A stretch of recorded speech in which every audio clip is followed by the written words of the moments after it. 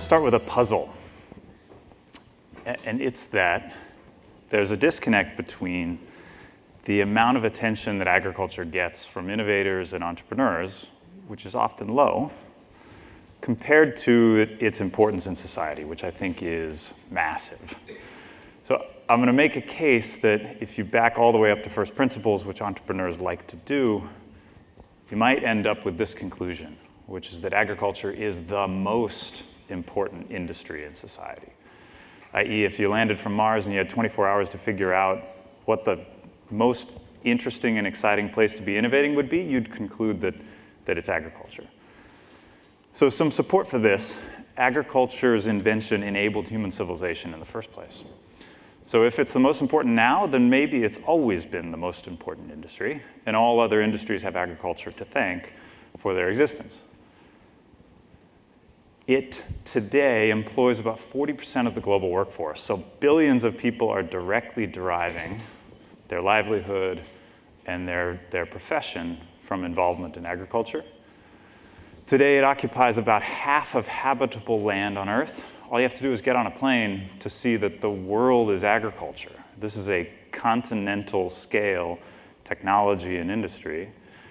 And all of us have it to thank for our health. It protects us against more disease than any innovation in healthcare. The healthy diet is the foundation of our immune system's ability to protect us from any and all pathogens, as well as to regulate our avoidance of virtually every chronic disease.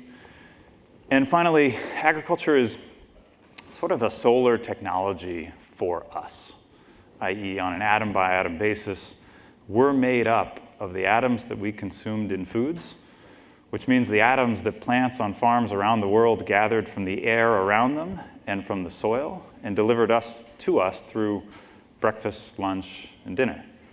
So tomorrow, all of our stem cells, neurons, muscle cells, heart cells, et cetera, are going to be made up of whatever we had for breakfast today, whatever we have for lunch, et cetera. So it's also a really big industry. Depending on the year, agriculture is the 6th largest. It produces about $3.2 trillion of global goods.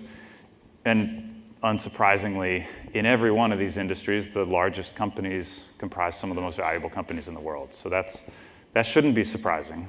But what I think is surprising is this, which is that agriculture almost stands alone in its relative lack of startups and digital companies vying to unseat those companies on the previous slide. Every other one of these industries has household name companies, be it Amazon, Facebook, WeWork, Airbnb, Tesla, that are trying to fundamentally change the technology platform, the pace of innovation, and consumer experiences in these industries. And for the most part, that hasn't existed in agriculture. And that has to change. So ahead of us is an extraordinary revolution because there's just too much technology potential sitting on the sidelines in these other industries, be it microbiology, data sciences, fundamentally new and more powerful life science tools, and data systems through which we can start to understand how plants respond to every environmental change that takes place during the season. So you can imagine in a not so distant future, the ability to predict how every plant on every field in every location in the world should be managed to optimally drive yield. And though this is inevitable, we're not there yet. So this is what agriculture has looked like over the past 40 years. This is the measurement of merit that is often referenced in the industry, so yield. And plotted here is the rate of yield improvement across the 5 largest crops in the world: corn, soy, wheat, cotton, and rice. This is unlike every technology trend we've been looking at over the past 48 hours. This is going down. Our ability to innovate here has been decreasing systematically with each decade that's passed over the past 40 years, which is unlike exponential trends in Moore's law in multiple other industries that have been maintained or surpassed with each ensuing decade. And so what was a 3% annual gain today is roughly 1.5%. And what that means is that our total ability to innovate across every technology in agriculture, GMOs, chemistry, breeding, agronomy, tractors, fertilizer, data, and the total ingenuity of the billions of people who participate in this industry contributes about 1% every year to the improvement of yield across those crops, which means that each of the constituents here is contributing some fraction of that, which is evidence that the technology paradigms that are being used in this industry are plateauing. And customers aren't happy in agriculture. So one important customer is farmers, the other are consumers. So farmers aren't happy because of this. So what you're seeing here is 40 years of data for cotton producers in the US. Normalized inflation-adjusted crop price, you see flat.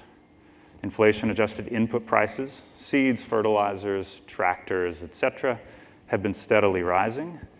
And as a result, cotton farmers today are less profitable than they were 20 years ago and then their parents were. In fact, for most of the years over the past decade, farms have been unprofitable in cotton. So you could imagine farmers are not particularly happy with the current status quo. And what this indicates is that the power of these large companies has allowed them to extract every dollar of value that they've added into the hands of farmers, and probably more, because over 40 years, these farms have gotten larger, more sophisticated, and they have their own economies of scale. And if you look at wheat and corn and soy, the tale is similar, that farmers today aren't fundamentally better off than they were 40 years ago in the US. So farmers aren't happy, and many consumers aren't happy. What consumers want, often, is that their largest agricultural systems provide healthy, safe foods for them and their family, and that they produce them in a way that's better and better for the environment around us. And the commodity system, unless it changes in its totality to adopt those, effectively erases any variation in practices that take place on individual farms. So if one farmer that feeds into the commodity system decides to eradicate chemistries on their farm, well, if they sell it into commodity infrastructure, their product is going to get mixed with all of their neighbors and transported like gravel, and you'll have no identity preservation of those practices. And so if you zoom out, simplistically, when industries stop fundamentally innovating and stop delighting their customers, they get disrupted. Think taxis and Uber and Lyft, et cetera. And for agriculture, that's not bad. In fact, I think it's really good. Like, if you start from the premise that I began with, that this is an extraordinary industry and one that is undisrupted or ripe for transformational change, then, gosh, we get to invent or reinvent the industry that enabled human civilization in the first place and make it dramatically better for farmers, for the environment, for our health. That is an amazing proposition for any inventor or entrepreneur. And that's roughly the mission of Indigo. So we've been driven to try to harness nature to help farmers sustainably feed the planet.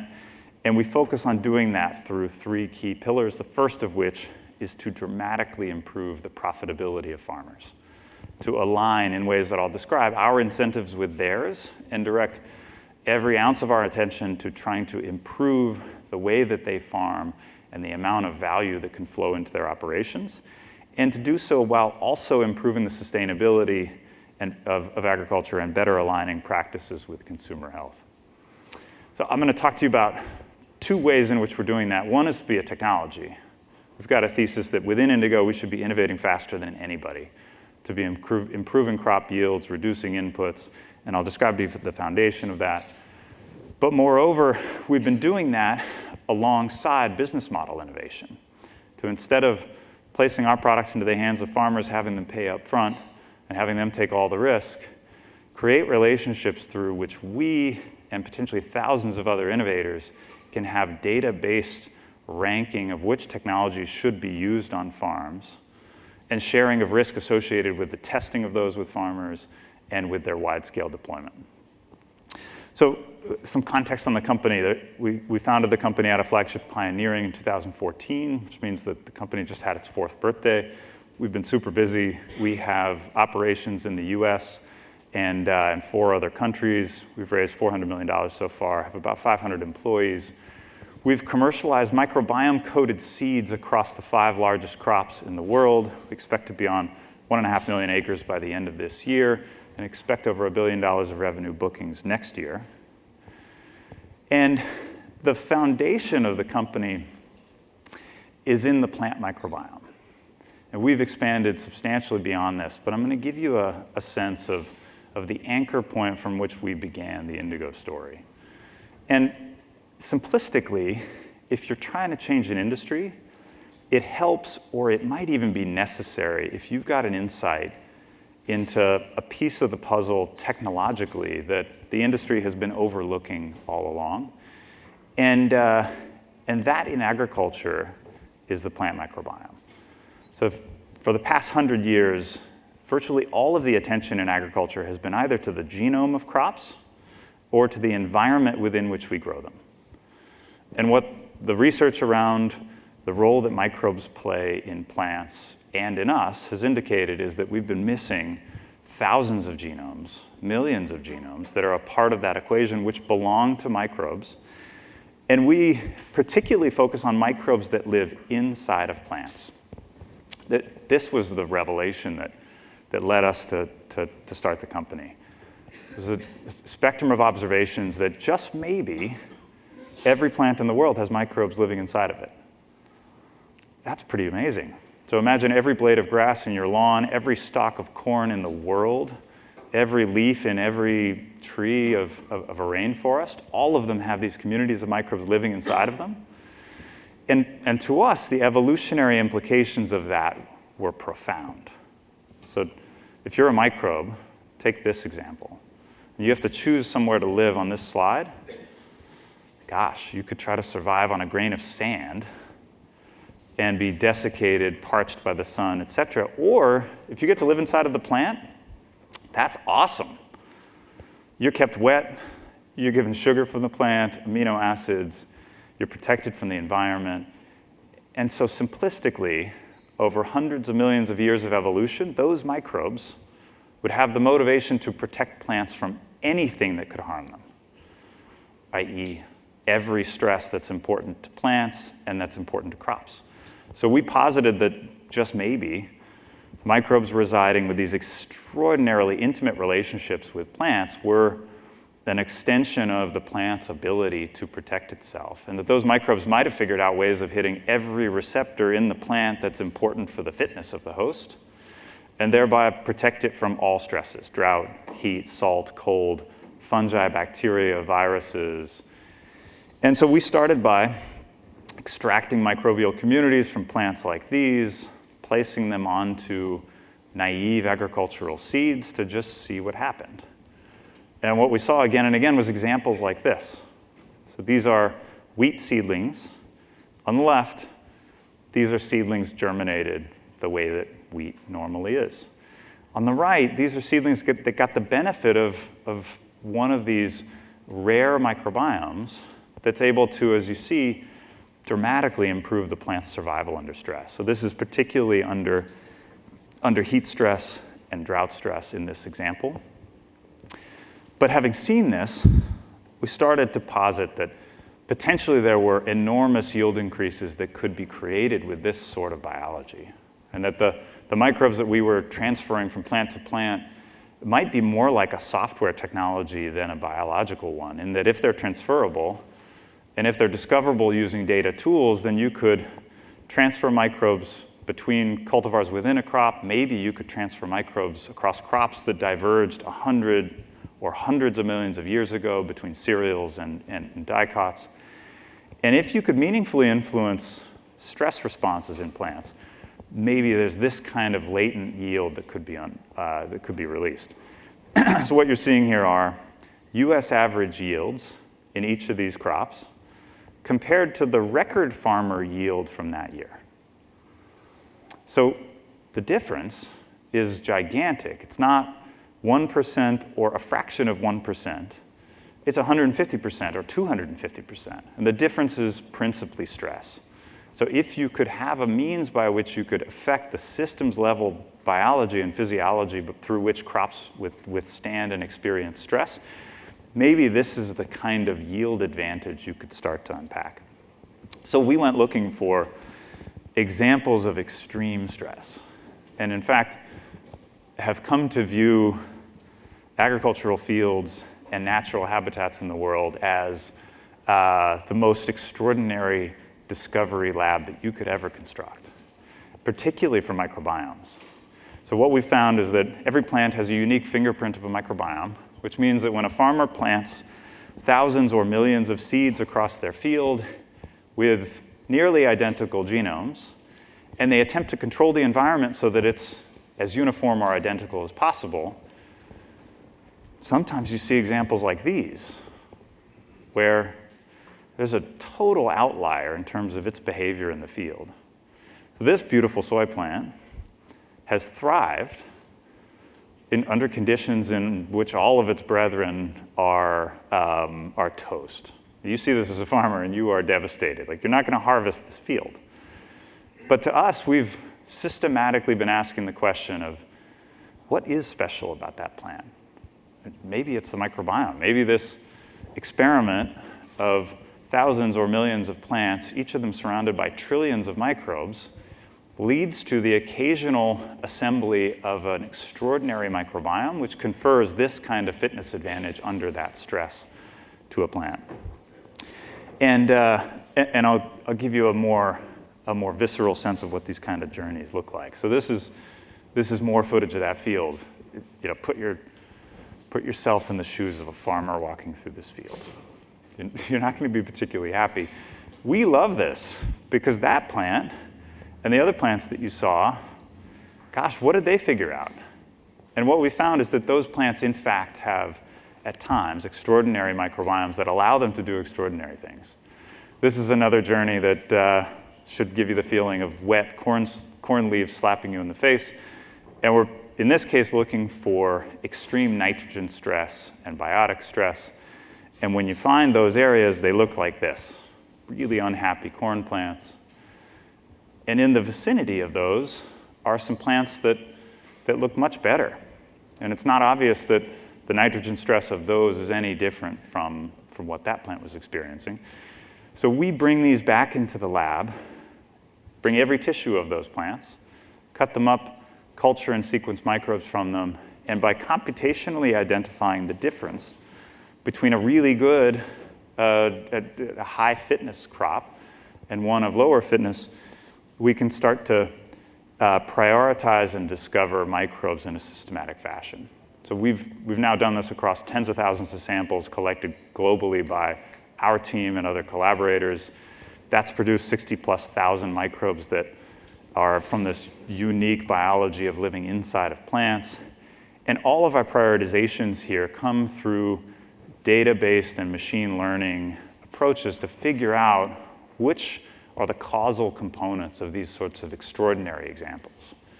So this is a biological process which wouldn't have been possible 5 years ago or 10 years ago. This is a rate of data acquisition and high throughput testing through which you can actually start to progressively learn more and more about the biology of microbiomes and crops across potentially every corner of the globe and every agricultural system.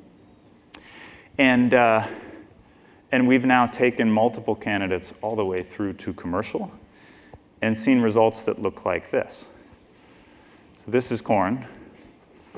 And in our two crops that we launched earliest, cotton and wheat, we've seen consistent 10+% advantages take place in commercial fields, now spanning hundreds of thousands of acres in the US and beyond.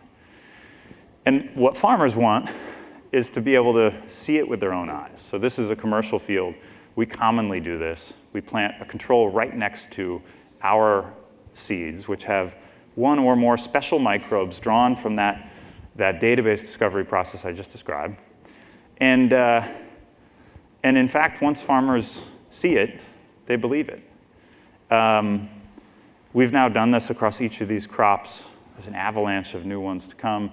This is the kind of response you can see on the ground floor, so to speak. But at the beginning of the company, we had joked that upon realizing the farmers wanted to see it to believe it, that if the biology was actually working, we should be able to not just see it right in front of our eyes, but we should be able to see it from outer space. And I'm going to show you some data illustrating that from this season. So we've been utilizing a lot of tools to track our commercial fields and to track neighboring fields. In this case, using collaborations we have with a couple different satellite companies, we've been able to monitor throughout the season indigo wheat fields relative to one's neighbor. So if you zoom in from planetary scale down to a local region, what you're going to see pop up is an indigo farmer relative to that farmer's neighbors. So throughout the season, we can track the health of the indigo fields, the health of the neighbors' fields, and prioritize based on spectral changes that indicate the health of the crop, how indigo is doing relative to the controls. You can then establish a lookup table through which you can classify those. And what you see is a portfolio effect that's dramatic. So this is going to show you a snapshot of 100 indigo fields and 100 control fields. You can see that the worst case scenario in the indigo fields is about the average of the control fields. And this occurred across every geography in which we were commercially active this year. Changes in yield relative to neighboring fields and relative to county that spanned 5% up to over 30%. So we've joked that all farmers are trying to outdo their neighbors, and if you want to outdo your neighbors from outer space, you've got to work with indigo. So this is the technology basis of indigo, and we believe we've tapped into an area of biology that can be uncovered and discovered at a rate that's much more like software than biology has traditionally been, and which is applicable to every crop in every geography and potentially every stress of importance in agriculture. And our timeline for doing this is roughly 4 times faster, 20 times less expensive. So if you can deliver an equivalent or superior product and do it 4 times faster and 20 times less expensively, you have the chance to change a whole industry. But business models aren't well set up to change industries in agriculture. And in fact, throughout the process of us generating data like this over the past several years, we were faced with the premise that, gosh, you can build the next Monsanto. And setting aside the specific example, we felt like, a priori, we shouldn't assume that if we believe we have the next breakthrough insight and technology for farming, that we should follow in the footsteps of any prior example. And it instead took a more fundamental look at what business models in agriculture look like and how they serve their customers. So this is a quote from JFK. It's sadly still true today. The farmer is the only person in our economy who buys everything at retail, sells everything at wholesale, and pays freight both ways. This is what the value chain looks like that's been able to achieve that. It's a pretty remarkable feat. You've got 2.2 million customers that are still doing that. And it's because their marketing power is so small relative to those upstream and downstream of them. And arguably, the most profitable scenario for those input providers is to extract every dollar of value that they provide from the hands of farmers. And we wanted to take a totally different approach, i.e. we'd spent all of our money on science, and the prospect of us putting it into the hands of a farmer and asking them to pay up front and take all the risk for the performance of our products actually seemed inherently flawed. So instead of a traditional business model of requesting payment up front and putting all the risk in the hands of farmers, we did the opposite. So a big part of our business is actually starting by buying the crop of farmers. Before the season starts, we enter into a contract where we buy the final product at a premium. We provide them with our seeds, and we provide them with data-based advice at every step through the season. So in this model, we own the risk of our products, and we own the risk of every decision that's taking place on the farm. So as opposed to a traditional business model where you might optimize your excuse should your technology not work, we're spending all of our energy focusing on optimizing every decision that takes place on farms. spanning our technologies and knowing where microbiome seed combinations thrive, but also all of the potential technologies that could be utilized on farms, spanning new ways of being able to utilize data, new ways of being able to devise algorithms and tools to improve the decision-making and the outcome that takes place on farms, with our incentive being aligned with the farmer of maximizing the profit of that overall production process. And it's led us to think both about commercial opportunities differently, where the most fruitful version of this model is that thousands of innovators join us in trying to completely change the relationship that technologies have with farmers and own risk associated with the deployment of those technologies. Moreover, if you can use data coming from networks of farmers like these, you can start to change decision-making in a fundamental way. Specifically, almost all decisions for products in agriculture today are made based on brand, power, lore, hearsay, and a little bit of on-farm experience.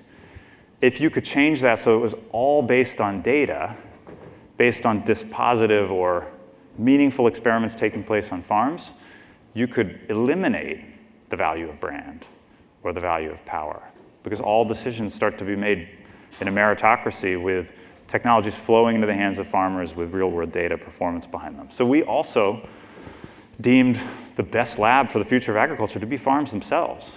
They're highly variable, but we now have tools through which you can instrument fields to understand that variability and actually make every acre or tens of thousands of acres the most powerful and information-rich discovery venue for testing new technologies. And what we've built is a network of farmers that allow us to be able to conduct R&D with third-party technologies, with our own, while assuming all of the risk and paying farmers for their participation in this kind of R&D, which we think opens up the opportunity for dramatically accelerated adoption of new technologies, database decisions as opposed to market, and reduce capital requirements for innovators of all kinds. This fundamentally stands to change the relationship farmers have with testing products. The biggest challenge they face in evaluating any product is that the signal-to-noise of testing that on their farms is terrible. The signal's small, the noise is enormous, and they're really busy, and they have a very thin bottom line. And so although farms are great places to experiment, they're really difficult places to draw meaningful conclusions. So contrast that with what we're partnering with farmers to do, which is fully instrumented fields, 24/7 data collection, and the ability to be able to derive insights from any farm and propagate it to thousands of others. So it's almost like a nervous system whereby farmers can learn what works in each other's fields and be adopting that without any of the traditional interactions with retail, which has the potential of taking adoption curves, which you see here, and transitioning them from being slow and marketing and sales team based to being data-based and rectangular, i.e. if a technology works, should be adopted on all applicable acres as rapidly as possible. And so we're collaborating with a large number of startups based on the premise that if their technologies work, Indigo stands as a venue wherein millions of agricultural acres can be a rational actor in adopting those technologies at scale. So we're testing across Indigo Research Partners technologies across every one of the categories that you see here. And this is just the very beginning. The advantages we've seen from the microbiome of 10+% are like going 5 to 10 years into the future of what traditional technologies would have added, and allowing that to be deployed now. And as you start to layer more and more technology on top of this, with new business models around their deployment that bypass the current infrastructure, gosh, the sky's the limit. So what's been fun about Indigo thus far is it has always felt like the beginning, and I hope that's always the case. Thank you very much.